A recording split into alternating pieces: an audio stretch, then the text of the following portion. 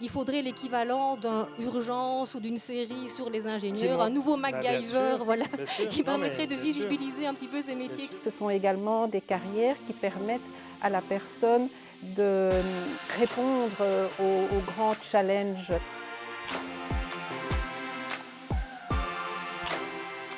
Cette année, on a voulu vraiment mettre l'accent sur les STEM parce que les STEM, donc sciences, technologies, ingénierie et mathématiques, ce seront les domaines du métier futur. En Belgique, un petit peu plus d'un entrepreneur sur 3 est une femme.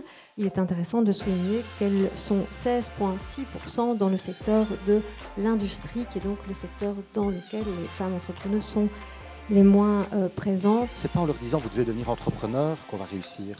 En réalité, ce qu'on doit leur dire, c'est soyez vous-même et devenez ce que vous êtes. Et écrivez vous-même votre avenir.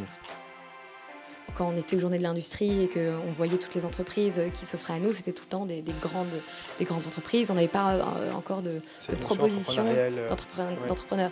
Il y a quelques années, c'était un métier qui était très très flou pour moi. Je ne savais pas ce que faisait un ingénieur, ce que faisait vraiment un technicien, un scientifique. Donc je pense que clairement, il faut beaucoup peut-être mieux informer. Un conseil que je pourrais donner, c'est d'aller à la rencontre d'un maximum de personnes qui font ces métiers, d'essayer de comprendre qu'est-ce qui est les points positifs, les points négatifs dans leur métier et quel était le chemin qu'ils ont eu pour en arriver là. La volonté d'entreprendre, elle a toujours été là. Donc je ne sais pas de quel... Oui, il y a certainement des stéréotypes, mais apparemment on doit passer...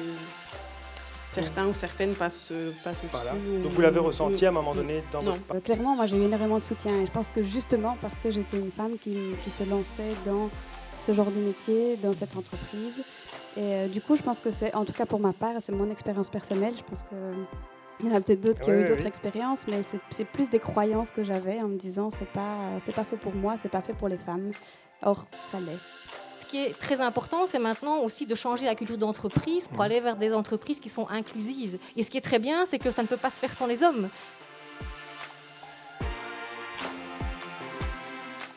Je repars avec l'idée, la conviction qu'il faut encore travailler sur les représentations.